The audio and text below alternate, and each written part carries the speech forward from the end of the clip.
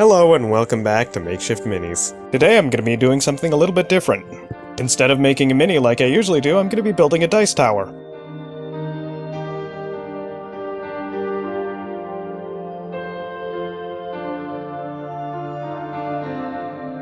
I start making the base by cutting out a 3x7 piece of cardboard. It's larger than I need, but it's easier to trim something down to size than trying to add more.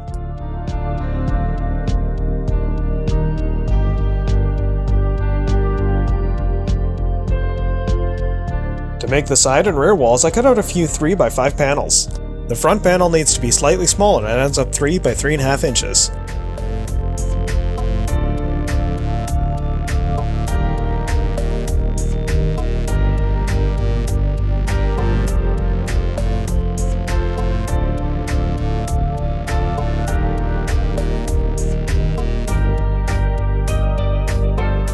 Once I'm done cutting out the bulk of the tower, I cut out 4 strips of cardboard that are 5 inches by 1 inch long.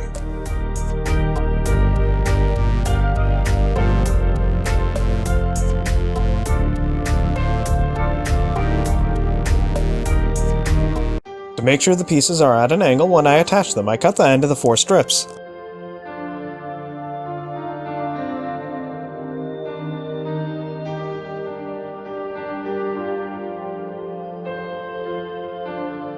It takes a little trial and error, but eventually I cut them at a 45-degree angle.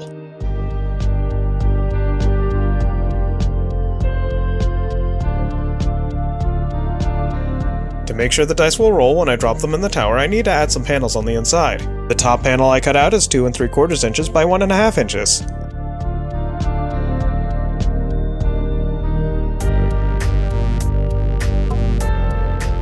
The bottom panel is the same width, but it needs to be longer and ends up 2 3/4 inches by 4 inches.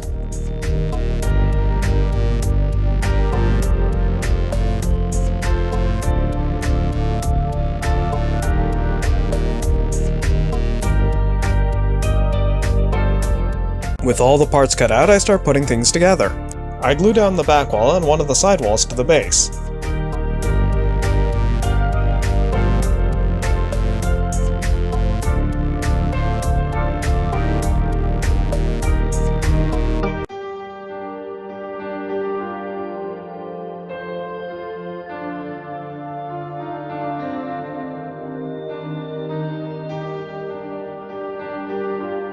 I marked the third full-length wall with the angle I wanted to glue the internal panels at.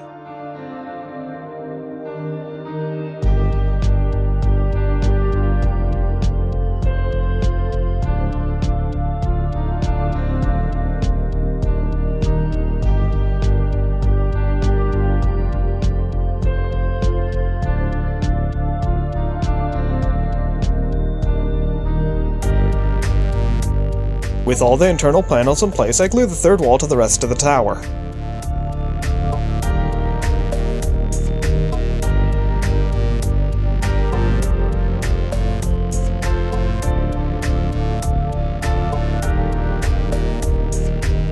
With the rest of the tower put together, I can glue on the front panel.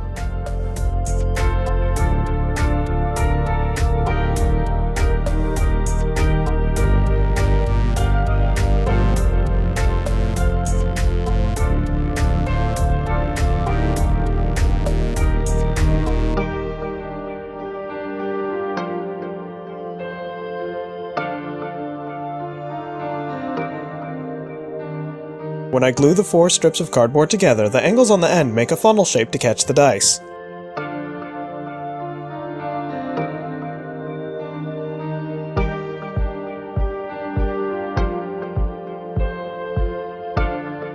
Once the funnel is assembled, I glue it to the rest of the tower.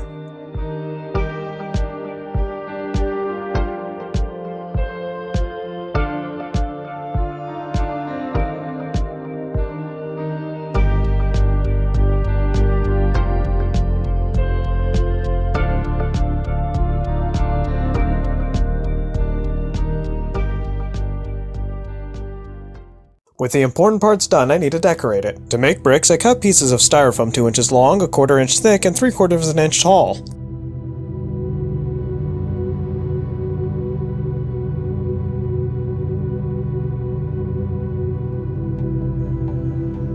Once I have enough pieces of foam cut out, I glue them to the tower.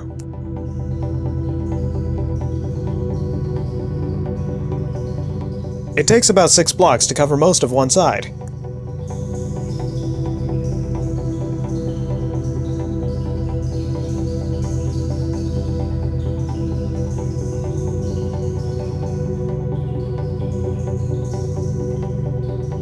To fill any gaps, I use more pieces of foam and glue them in place.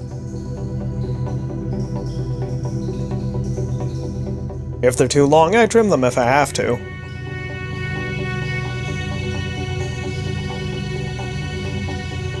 It takes a bit for me to figure out how I want to fill in the top of the tower. I end up deciding on building a ledge around the top, which gives me more area to work on.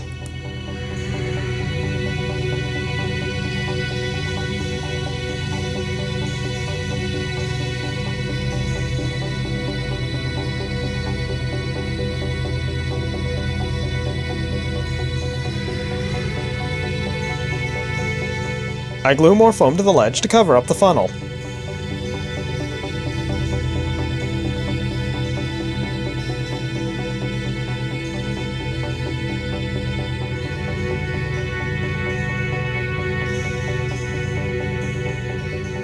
An important part of the dice tower is a tray to catch the dice.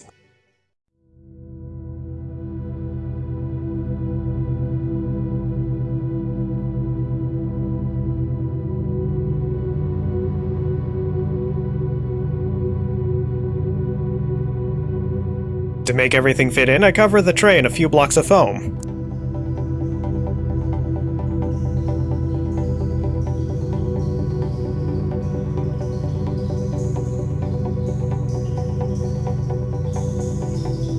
To add accents, I glue strips of EVA foam to the corners and any exposed cardboard.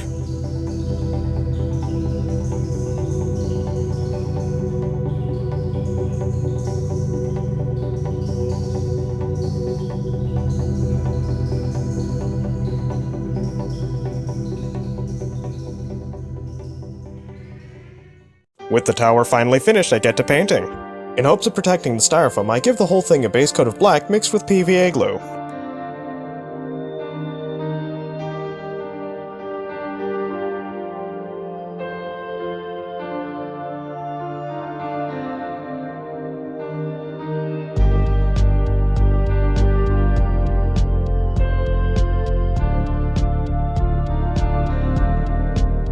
After the base coat is done, I start picking out a few blocks on each side of the tower and paint them a light tan.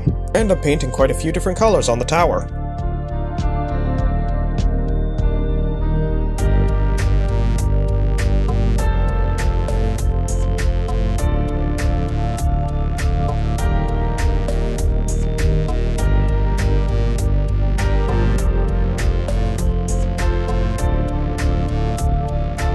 The next color I start painting the bricks is dark blue.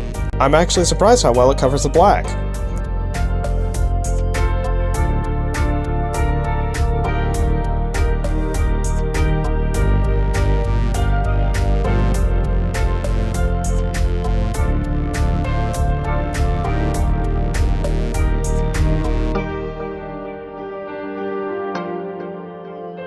After the blue dries, I start painting the bricks orange.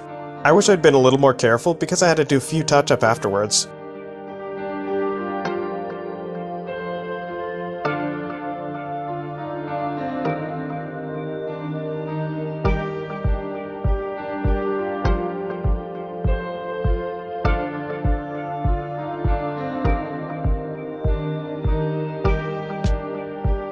After all the colors on the bricks dry, I paint any exposed foam with another layer of black.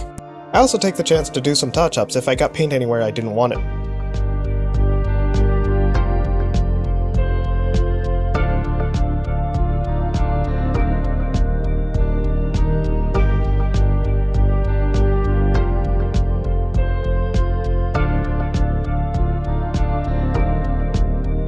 With all the base coats dry, I dry brush on a medium gray. This helps blend everything together and bring out some of the details.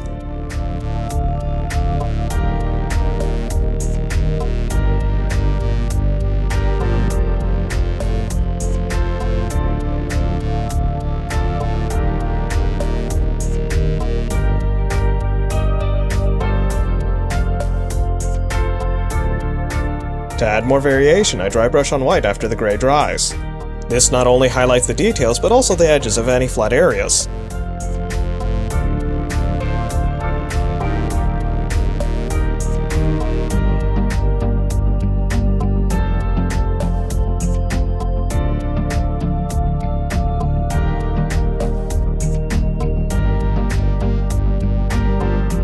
To bring all the colors down a bit, I cover everything in a dark wash.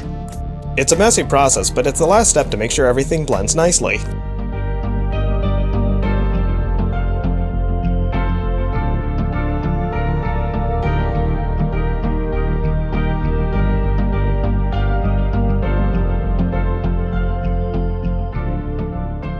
Once the dark wash dries, it's on to the glamour shots.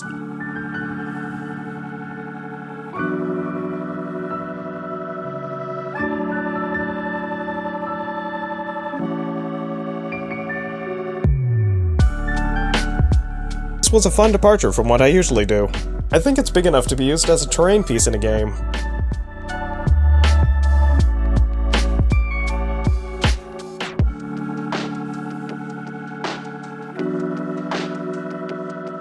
Please like, subscribe, and leave a comment down below.